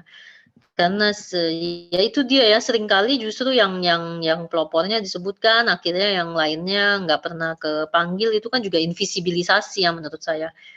Nah, ini di Cina sudah ada, di Malaysia sudah ada, ya tapi di Cina hanya untuk perempuan juga. Dan di Malaysia sudah ada ya.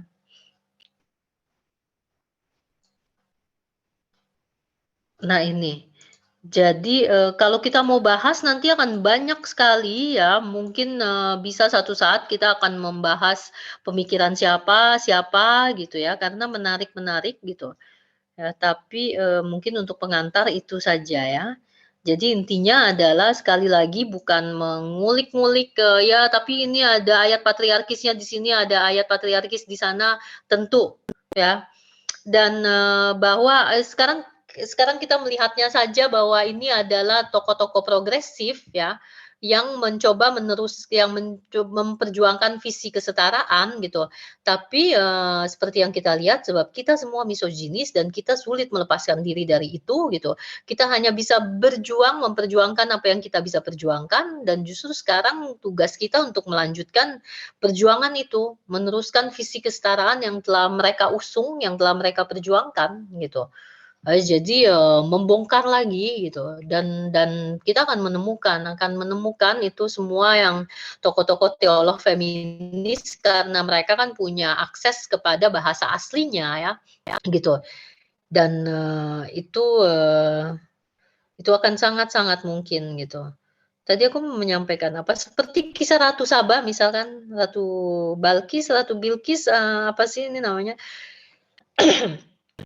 Ratu Saba itu kan, sering dijadikan, imajinasi fantasi gitu ya. Jadi bahwa Ratu Saba nanti akan, menjalin asmara dengan Raja Salomo lah, apa segala macam gitu, ya. Tapi yang pasti, di dalam dalam Islam sendiri itu akan lebih dikenal Raja Salomo itu mencoba, karena Ratu Saba waktu itu menyembah berhala, istilahnya seperti itu ya. nanti, dengan, kiriman surat dari Raja Salomo dan sebagainya gitu, itu nanti Ratu Saba akhirnya akan masuk Islam, gitu. Ya, nah di sini yang ingin disampaikan apa, bagaimana tafsir feminisnya gitu. Karena kalau tafsir, patriarkisnya itu nanti kan, sudah apa namanya, ya Ratu Saba yang jatuh cinta kepada Salomo, Ratu Saba yang patuh kepada Salomo gitu.